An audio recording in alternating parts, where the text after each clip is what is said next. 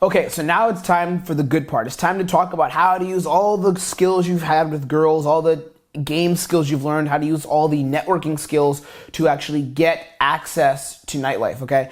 To get access to going out at night. A lot of guys, I think, especially guys who practice success with women, think that getting good with girls is actually paramount, is the same thing as getting access to nightlife, but that's not true. There's a big difference between that. What we're going to talk about here is how to get access using the skills that you developed. How to, you've gotten these skills with women, you've taken action on it, how now to build your social circle at night. Because a lot of guys want to go out at night, you want to meet better people, you want to be in cool nightclubs, you want to be around nightlife, especially guys who get into success with women. So we're going to talk about how to do that. Before we start and before we dive in, it's important that I make a kind of a disclaimer of sorts, or set the bar straight. There's a difference between skill and access. Okay, there's a big difference between having access to nightlife and between having access to different nightlife events and to different people, and having skill with women. There's a big difference. Now, if you ask me personally, if I'm going to be fully honest, I personally think that having access is better. I think that if you have access is better. Like, if you have the ability to network with really cool people and you have those really cool people in your life, I think that is a better way of going about doing things. I think that it's better to have skill. It's better to have access through, whether it's money, you can afford to be in those positions, and you just know certain people because of the positions you've been in life. I think that's better than having skill. But skill can get you access to where you use the skills you have to further your social circle. I think in the community, there's a big difference, and there's a lot of teachers in the community that really emphasize, they say, here's how you can use your pickup skill to get success. But actually what they do is they're just talking about the access they have, because they have tons of access, because they're in places like Las Vegas, for example, surrounded by beautiful women, because they have access to these high-end people, these semi-celebrities. They have this access because of the opportunities they've had in life. They've built businesses, which is fucking awesome, but they're teaching guys who are learning pickup and cold approach how to get this access the same way they've done it, but it's different because they didn't use pickup and skills of cold approach to get this access necessarily. Like, it's not like they went out and approached hundreds and hundreds and hundreds of girls and got laid a bunch and then figured out how to get access. It's a little different, right?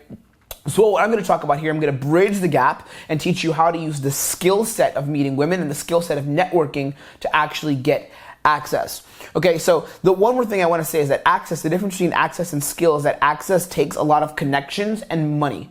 Access takes connections and having money. If you have both of those things, you can get access, which is great, which is why I would suggest people actually focus on access instead of learning the skill. But again, the skill is important to learn if you are not someone who naturally has that access, okay?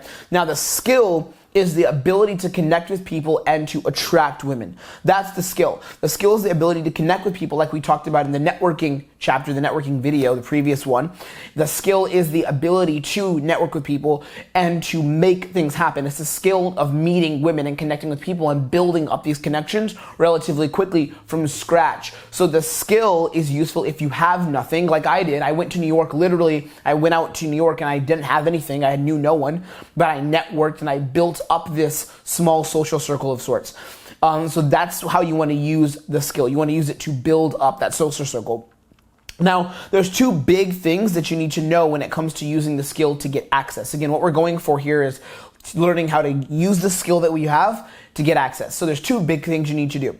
You need to have social awareness, and you need to understand that you need to be at the cause versus the effect. Those are the two big aspects of using the skill to get access. What does the first one mean? So social awareness.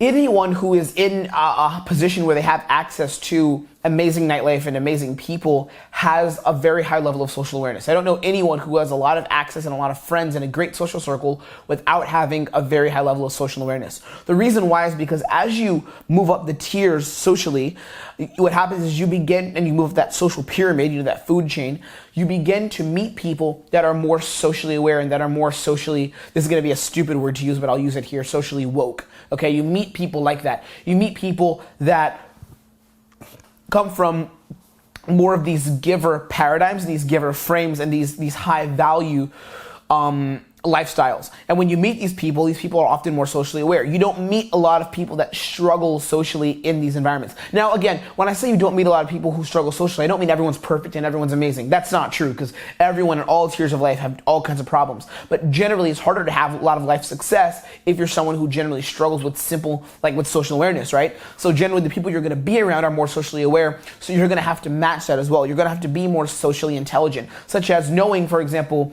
when to be very platonic with the girl and laugh with her instead of exercise your man to woman frame, right? For example, a lot of the teachers of this is why I think in the community, this is why I actually don't have a lot of respect for a lot of teachers that teach social circle game.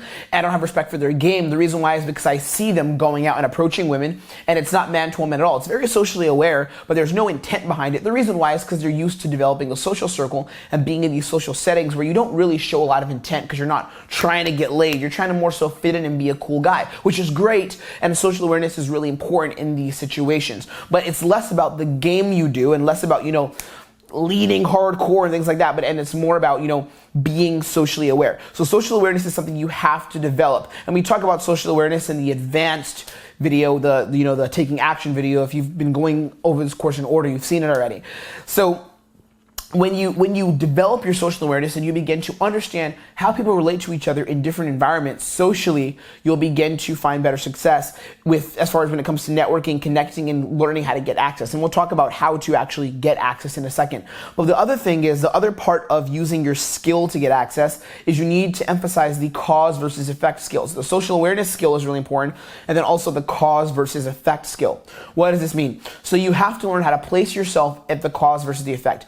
The people that come out, for example, and are following everyone around, people that come out and are following all the promoters around, the people that come out and are following all of the cool people around are the people that don't end up getting access because they're just a fly on the wall and no one recognizes who they are. People actually have to recognize your personality and recognize you for you. You have to learn how to be at the cause versus the effect. Remember earlier we talked about coming from a giving frame. If you're someone who comes from more of a giving frame, you know how to say thank you, you know how to express your emotions, you have that emotional abundance, there's going to be a bigger chance that you come from the cause versus the effect. When you're in social settings, when you're coming into a nightclub, let's say that like a promoter invites you out to a club, or one of your buddies gets invited by a promoter out to a club. Instead of following them around and not being at the cause versus effect, instead introduce yourself to the promoter and maybe talk about some of the experiences you've had traveling, or maybe introduce yourself to the girls at the table and assert yourself a little bit. Not like the dominance aspect, like be man to woman and try to fuck this girl in the bathroom, but maybe you can let yourself go a little bit, tell little jokes, you start the conversation.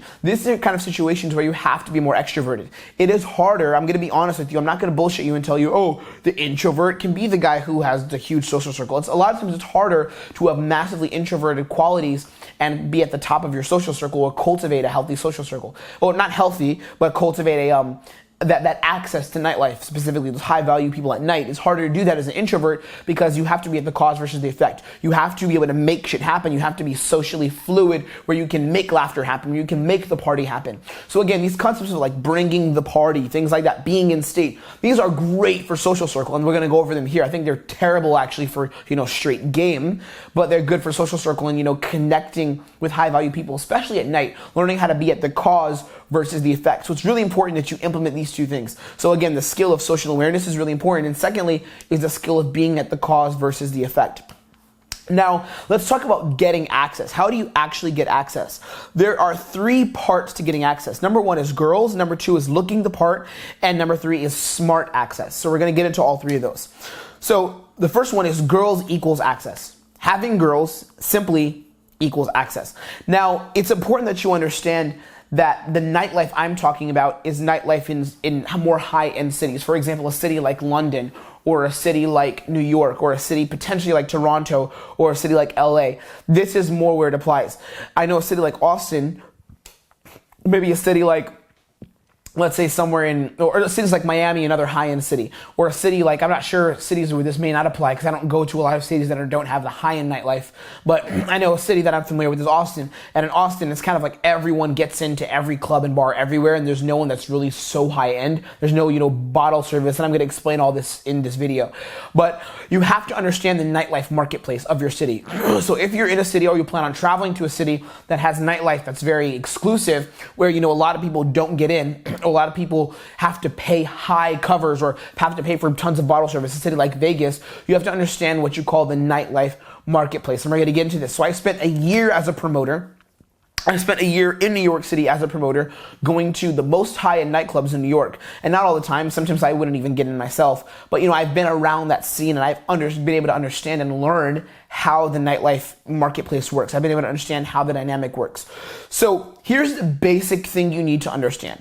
Okay, the women are the currency of the club, essentially, the currency of the club. The women make the club look better. Okay, so when you go out and when you're meeting different girls, you have to understand when you go to different clubs, the reason why clubs emphasize letting women in over men is because women make the club look better. It's simple as that. There's a dynamic at night, and women are a very important part of this dynamic. Not because the club values the women for women. A lot of guys get butthurt by this. They're like, why do they let girls in first? She's just a dumb bitch.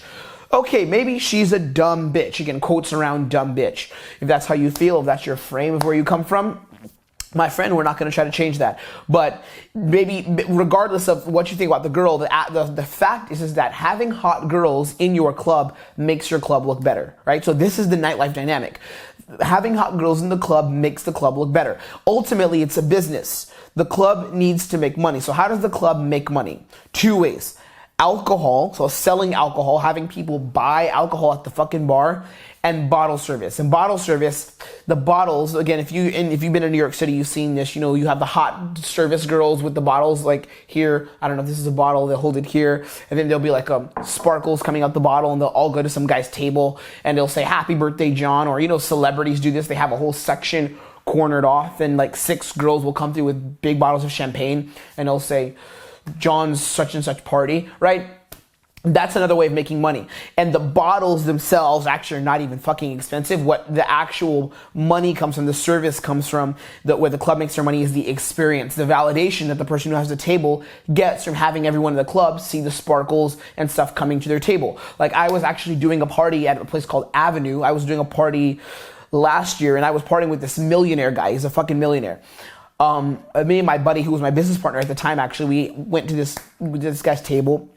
And it was literally a competition between us and the next table of who could buy the most bottle service. I believe that I didn't spend the money, but the guy whose table I was at, he spent around 5 to 10K that night at his table. And we had like a fucking pizza fight and they were like snorting cocaine off the girls at the table.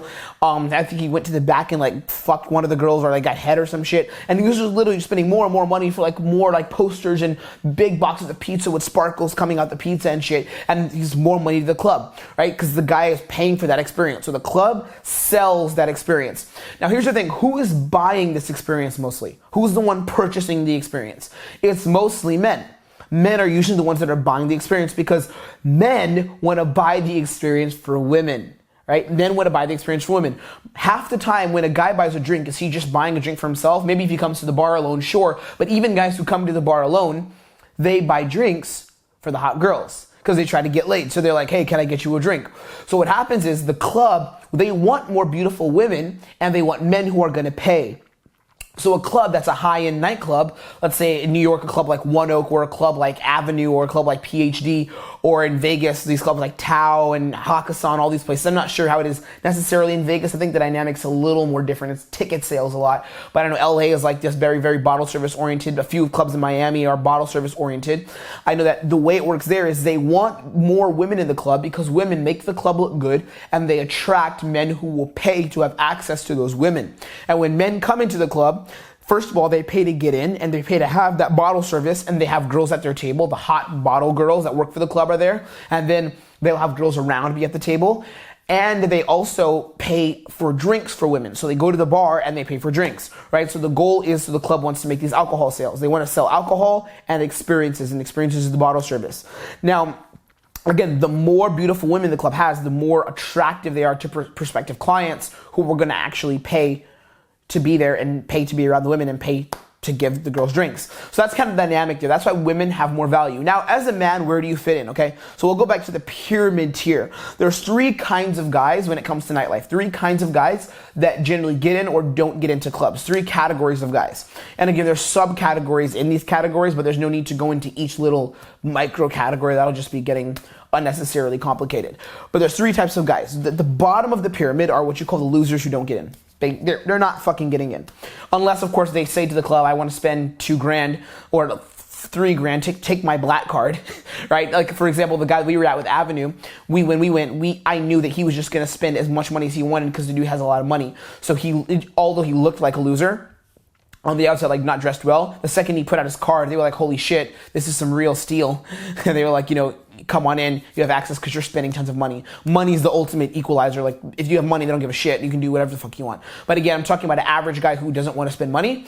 There's the first kind of guy who's not going to get in at all because he doesn't look like he's the kind of guy that belongs there. He's like the loser. He looks like the guy that would be privileged to be in the club. Like, he looks like the guy that would be lucky to be in the club. He doesn't even look like the guy that they'd pay for an experience and be like, sure, man, join the club, join the party, just pay a little bit and come in. No, he's almost like the kind of guy that's like, I normally don't get access to these kind of things, and I'm lucky if I do get to hang out here, right? That's the bottom pyramid, and we're going to talk about all these categories and how you fit in, how you can jump through the pyramid. And then the second kind is the guys who have money.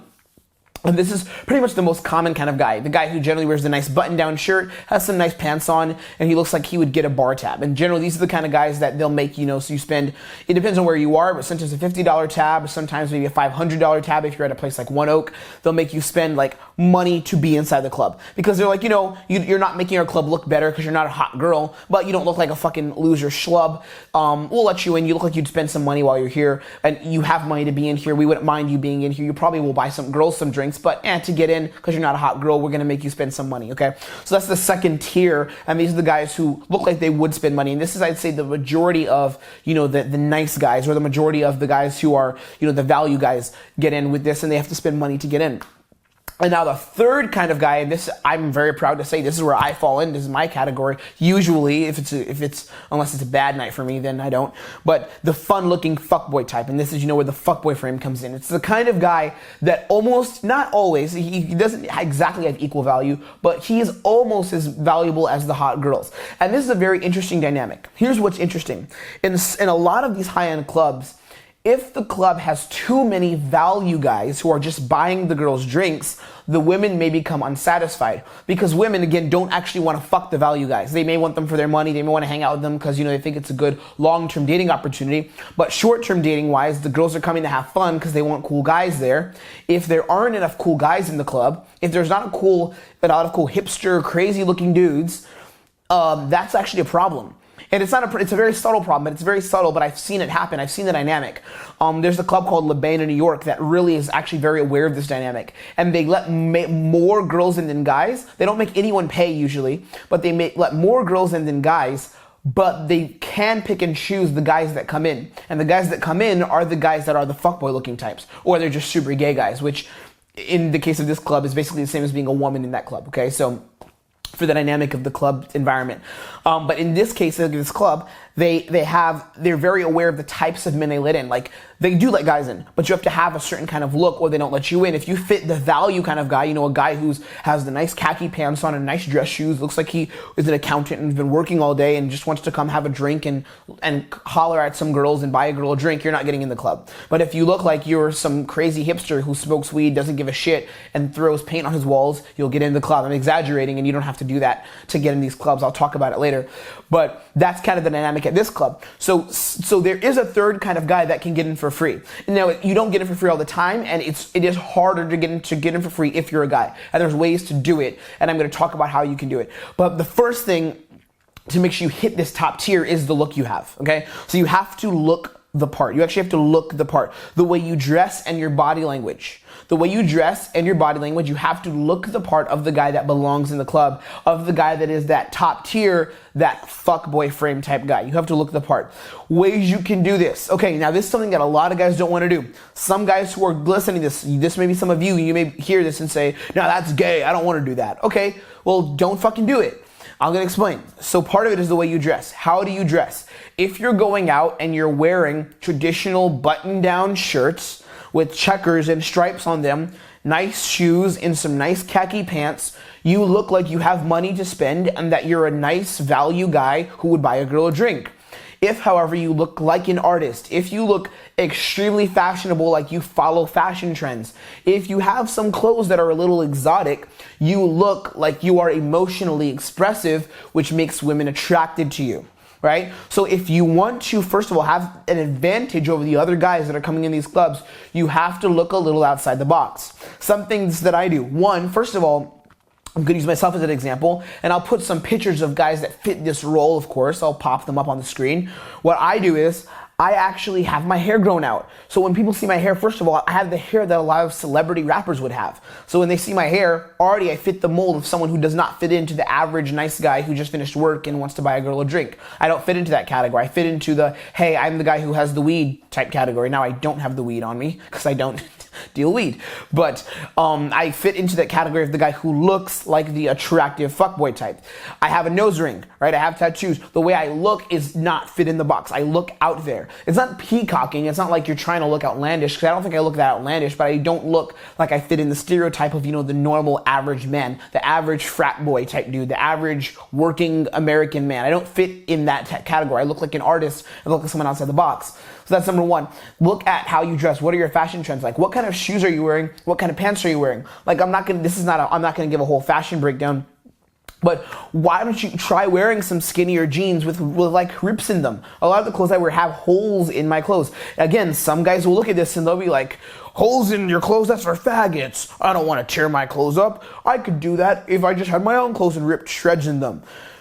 Well, I'm telling you what kind of clothes people who get in, like the cool fuckboys who get into the club for free get. This is what how the fucking promoters dress. Or some of them don't. Some of them just actually have a huge network and they're running massive businesses. But that's an entirely different thing. I'm talking about the cool young promoters that are not rich, the average dudes who are bringing girls to clubs. A lot of them dress like this and girls want to be around that vibe. Look at some celebrities and how they dress. Look at Zayn Malik. Look at Justin Bieber. Look at these fashion trends of these guys that you see on TMZ coming out of clubs dating the fucking models, like the young guys. If you're an older guy, if you're a mature guy, you don't have to look like this. I think that your style should fit your age and should fit kind of the look that you have. So what you can do, and this is an exercise I give my students, look at some celebrities or some people that are your age, in your age range, that you think are attractive men, that carry themselves in an attractive way that you know women are attracted to, and look at how they dress. Realistically, I'm going to be honest, and this may be bad news for some of you, if you're an older guy, like in your 30s and 40s, it's probably going to be harder for you to get this free access because a lot of times this is a younger crowd that's coming into these clubs. Sometimes the older crowd is generally paying, right? So it is going to be harder for you. If you're not able to put money down for a bar tab, and if you're an older guy, and if you don't feel like dressing like fucking Justin Bieber or Zayn or whoever you want to dress like, it's going to be harder for you if you're an older guy. I'm going to be honest with you. You're probably not going to have the same advantage I would, or a 23-year-old, 24-year-old, 25-year-old watching this video is and being able to get into the clubs for free if they dress outlandish, because you wouldn't look the part at the time you are in your life. That's the honest truth. But if you're a younger guy, you can do this. You can pull this off. You can have that young, modern day look, right? You can have that young hipster look. Look at fashion trends. And again, I'll put links in the additional content that you can check out yourself. But it's like, look the part of someone who gets in. Dress that part. Another part is your body language. Part of looking the part is your body language. A lot of guys come up and they look too needy. It's very hard to describe. They look too fucking needy. They look like, it's like they'll come up and the person will be like, what guest list are you on? What guest list are you on? And they'll come up and they'll be like, I don't know, I wasn't told about a guest list. And they'll like start stammering and shit. No, but it's just, I expect that they're going to ask me what guest list I'm on. When they ask that, I'm just like, it's just me tonight. Or sometimes another line you could use is, I'm just meeting my girl inside. That's another thing, right? Sometimes they'll say come out and have her bring you out. If they have her bring you out, I wouldn't suggest have her come out and meet you. If they do that, then you're pretty much fucked. I wouldn't suggest using that line all the time unless you know you look super cool and you can get away with it every time, which now I know I can. So when I go to a new club, I'll just use that line, my girl's inside. But like, you have to look the part and you have to carry yourself like the part. I call it looking a little blasé. Right? Actually, my video assistant, funny enough, is really good at doing this. When he goes up to clubs, so some high-end clubs in New York, like he looks so fucking just not interested, and he actually is legitimately not interested. So the people at the door are kind of like, fuck, this guy belongs in here. You know, he doesn't give a shit. And I kind of have the same look as well. When I go to like clubs, it's kind of like whether I get it or not, fuck it. That emotional abundance, you know. Even if you don't have it, you can fake it. You can fake it. It's like that disinterested look. It's like you go up, have your ID already out, look the part. I don't have a slumped body language, but I have a relaxed body language. My shoulders are kind of relaxed. I'm not trying to look like, okay, here we are, I'm ready. Right? I'll just kind of slouch a little bit, not slouch like that, but you know, kind of just lean down and then I'll go from there, right? Because I literally have this aura about me that I belong here. I belong here. Make eye contact with the guy at the door.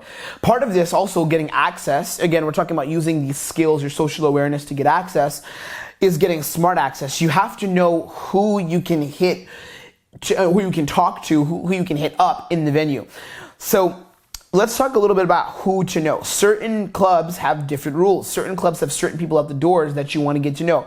There's 4 people at clubs generally. Again, we're going to go with the pyramid structure. There's 4 people that you want to know at clubs. We're going to start from bottom importance to most important. So at the bottom is like waitresses, bartenders, and cocktail girls. Okay, those people are cool to know because every once in a while, maybe like they'll invite you and you can just say, "I know her name," and maybe they'll be cool at the door and they'll let you in. Generally, it doesn't fucking matter if you know this person or not because they don't have the authority at the door if it's a strict club to invite other people in. They're just inside working, doing their shit, and they get paid least of everyone for the most part, right? But you can, if you know a bartender who's maybe like a head bartender, or you connect with a bartender that clearly looks like he knows his shit and he's been working there a lot, and he's a guy that you think would have some weight in that place, you can say, "Hey, I know this guy, maybe you'll get in." But don't ever do that unless you actually know the guy and he's invited you back, or the girl, and she's been like, "Yeah, I want to see you again." Like I have a friend who actually has like who's really good at fucking bartenders, like girls who are bartenders and cocktail girls and waitresses. He is really good at it, and what he does is like he'll just get really close with them, and then they invite him to the club early when the club first kind of opens, and he'll come and he'll meet them. I had a girl as well that I was dating who was working in actually Jay-Z's club up in New York, and I kind of had access to go there before I was even 20. I mean, before I was 21, a long time ago. That's about 4 years ago now, 3 or 4 years ago. Wow. Yeah. And what would happen is like I knew her, and I would come early, and she was my girl, and I would just come there and chill because I had access to that, right? But generally, these people are not going to give you a lot of access. It's kind of harder to do that. But this is the bottom tier, people who you want to know. Remember, we talked about the networking. How do you network? Again, the smile, the showing in the intent, giving value versus taking. That's how you get to know these people. Use the networking video for this. Now, the second tier above that are promoters. Promoters are now, once you hit the tier above this, everything gets kind of smushed in. So it's not like promoters are much better than doormen and bouncers, but they do have a little less weight because the clubs generally don't like promoters. So promoters' jobs, what a promoter's job is to bring hot girls to the club so that, again, more guys will want to come to the club and spend money.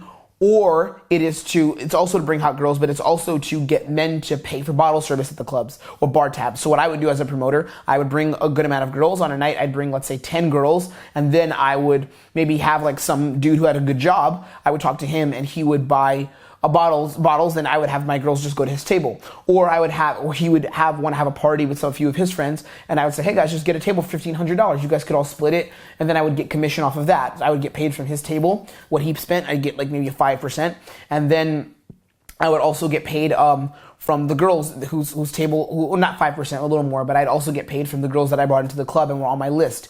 So promoters have access. Now, here's the problem with promoters, is that a lot of times they don't want to bring guys to the club. Like, they don't want to bring guys with them to the club because bringing guys, again, is low value unless the guy is spending money for bottle service and stuff like that. So bringing guys is low value. You don't want to have a train of like 10 guys coming into the club with you.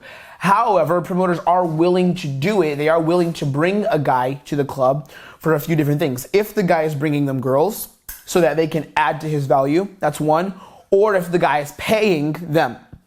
the guy's paying them. So sometimes what I would do is I would throw a guy, like this is what I do more recently. My business partner actually does this. We'll throw the guy a tip. The promoter will throw him a little tip. And we'll be like, kind of like, yo, dude, just for you, man. Like I appreciate you letting me letting me ride with you. I'll cover your drinks for tonight. Because some promoters, a lot of times promoters have to buy their own table and they get a discount for it. But if you can cover his table, how much better would it be to spend $50 at an amazing high-end club? You would get your drinks anyway, so you're going to be drinking the drinks you bought for his table, and then you get to be with a bunch of hot girls as well and get access. And now if you become that guy's friend over time, again, networking, you meet other people inside the bar, which we'll get into how to do, you now have access. So it could be worth that. Just cracking the door open saying, yo, I got you with drinks and I have like 3 girls coming on the way.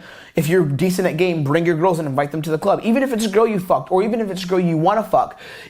Trust me, it's worth it to give up fucking one girl so you can get access to the best club in town consistently. So give value that way. Network with the promoter, because the promoter will let you in if you're giving him value. But you have to make sure you actually come through with the value, and you can't come from the leeching, give me frame. You have to come from the, yeah, I want to get in the club, but dude, even if you can't, I understand. Here's like 2 girls for you anyways.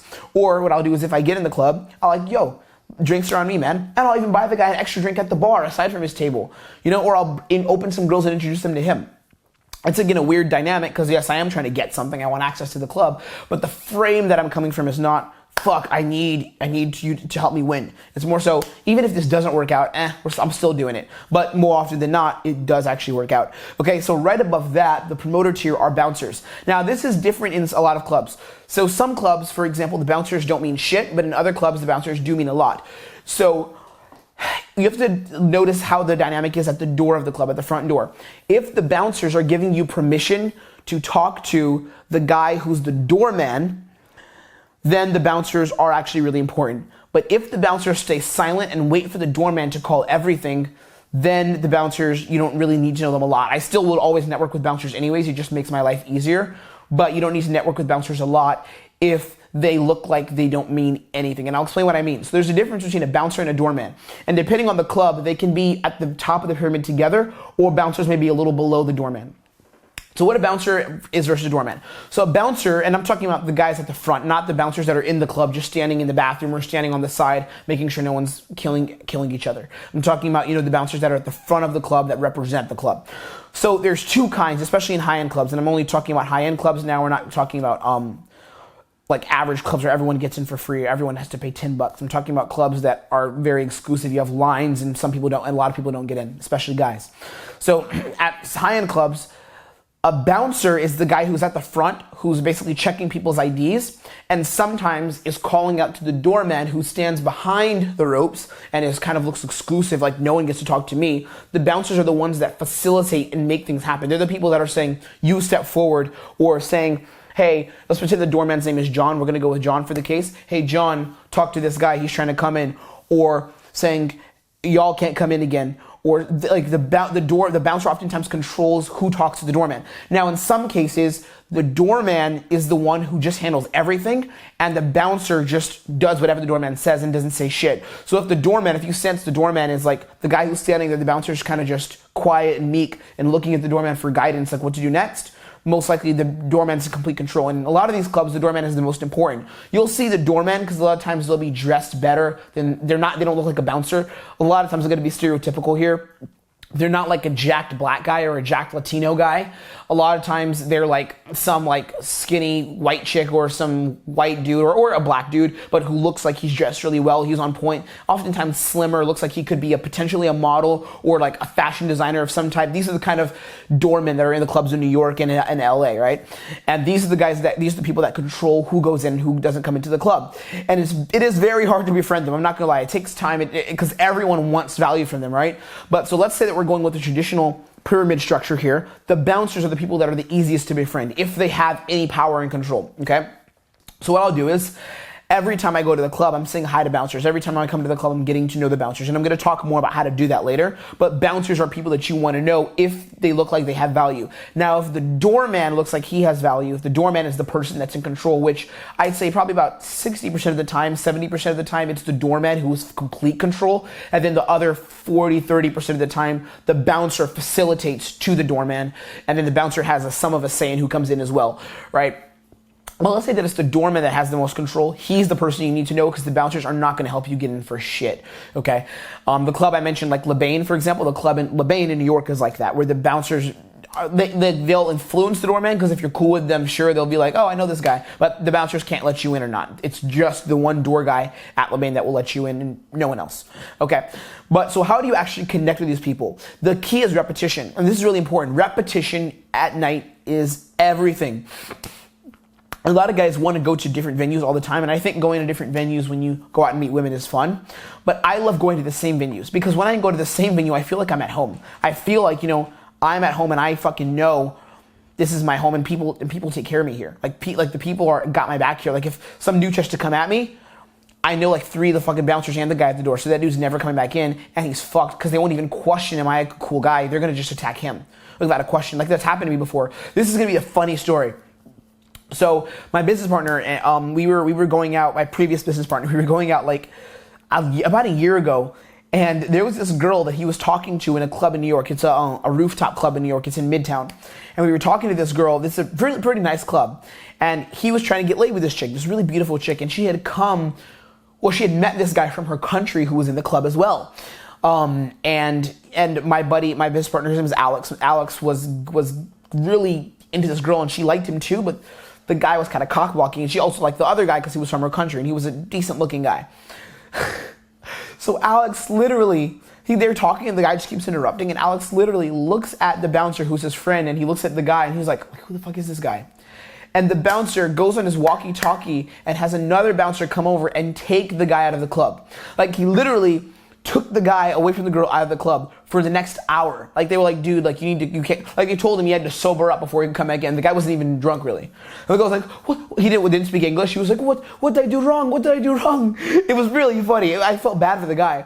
And Alex ended up, like, he didn't actually end up pulling, but he got really close to pulling that chick, and something happened with her friends, and then the guy, they eventually let him back in because they're like, okay, we can't keep this guy out. Like, he's done nothing wrong. He's not even drunk. He's completely sober.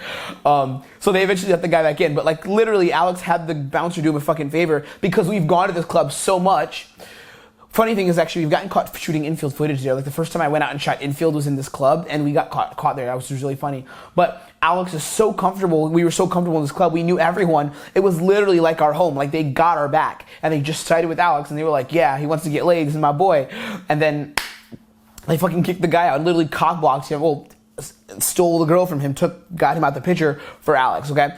This is kind of the power you have when you go to venues again. But if you want to connect with bouncers, connect with doormen, connect with, not promoters all the time because they go to different venues, but bouncers and doormen, you need to show up at the same venues. And that doesn't mean every day of the week going to the same venue because then they'll think you don't have a life. There's balance for everything. Again, everything is context, right? But you need to show up to the same venues repeatedly because it will show, hey, this guy goes out and he becomes a familiar face.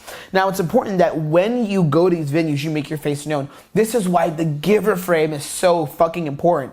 And no one does this. This is the secret behind how you can use your skills to connect. Most guys don't do this.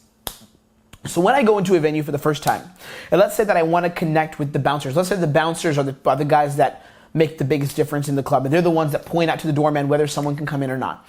The first time I go in, I have to take a chance on if I can get in for free or not. So, I'll go by myself, of course. I don't want to go with tons of guys, or I'll go with a girl. A lot of times I'll go with 1 or 2 of the girls I see, or 2 girls that I've met recently. I'll go with them, and I'll come to the door, and I'll hope that I get in, because I don't know anyone, so I might not get in. But once I do get in, so the first step is you have to actually hope you get in for the first time. That's why the dressing and all that stuff I went over first, because if you don't look the part, you won't get in at the beginning anyways. But once you get in, this is how you can make sure you always get in.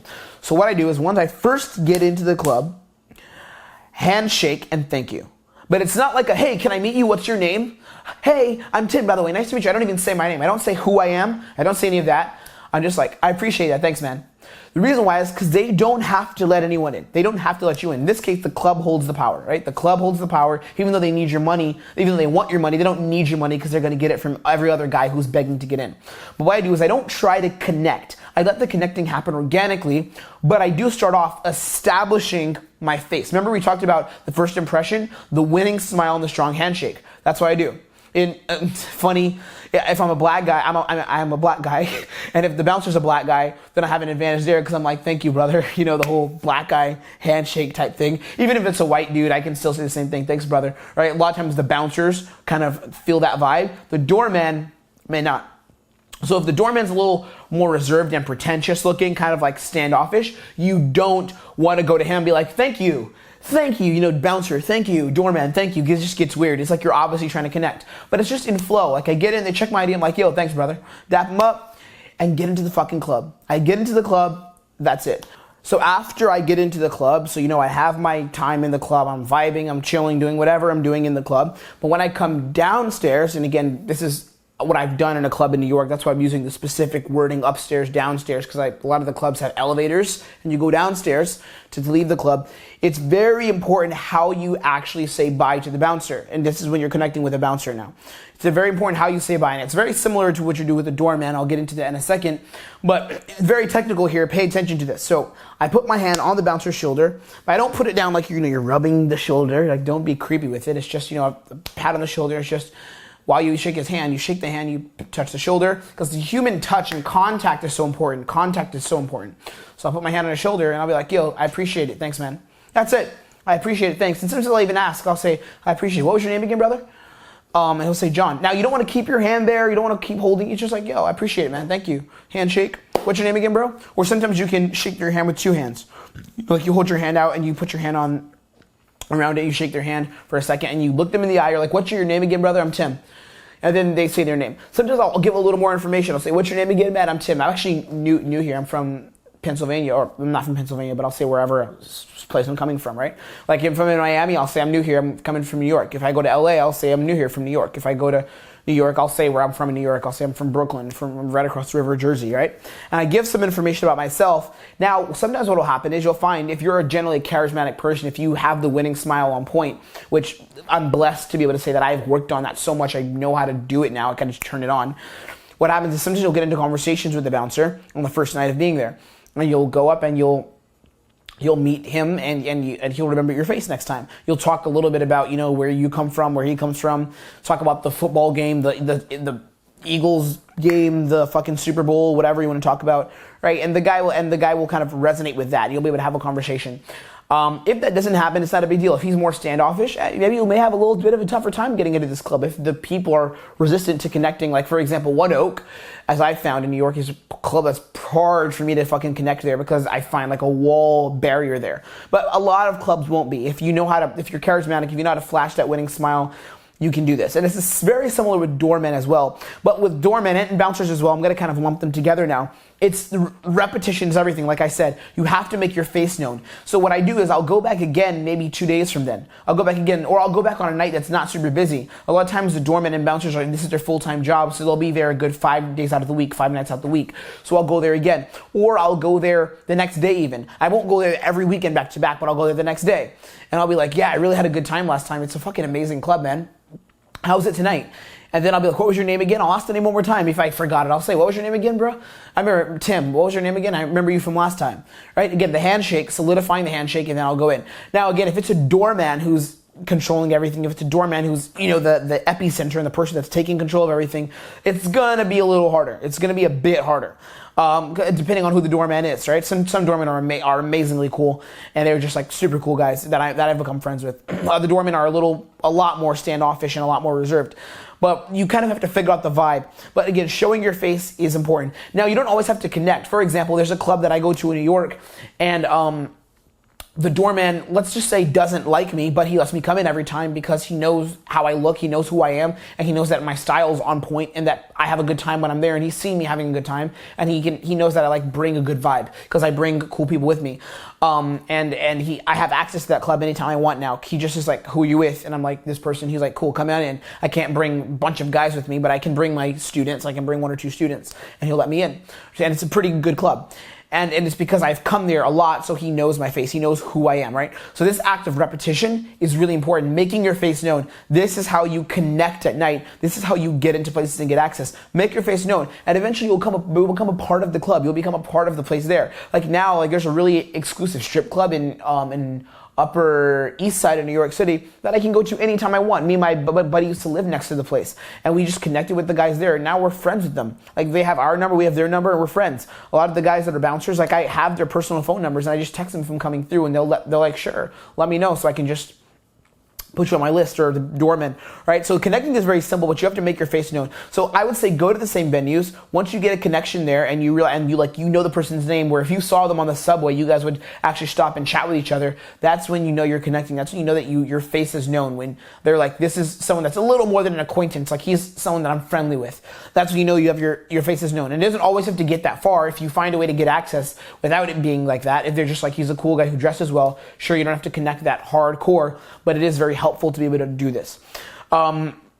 This is essentially getting access, guys. This is how you get access. That's what this whole video was about.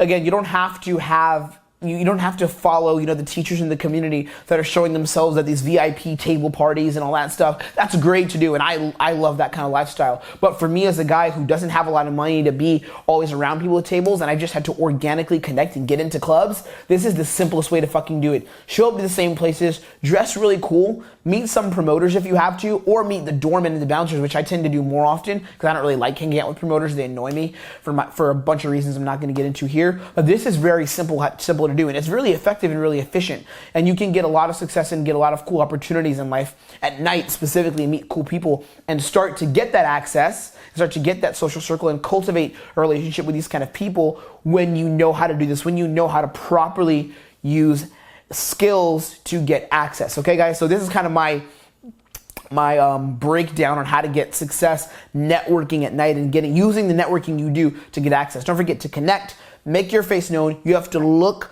the part of it, and you have to understand the nightlife dynamic. Women are the currency, so if you can bring girls to the club, I suggest bring your fucking girls to the club. Like, I've lost ladies before because I brought girls to clubs because I didn't get pulled by anyone, but I just lost them throughout the night and fucked someone else. Or, it was just a good night. We both got tired and went our separate ways. Recently, that doesn't happen, but it used to happen. But it was worth it because I got into the club with girls, and they were like, this is the guy who brings girls. Okay? That's my 2 cents on this. I'll leave you there, and I want you to go out and apply this. Next is module number 5. Okay? Take this and run with it, guys.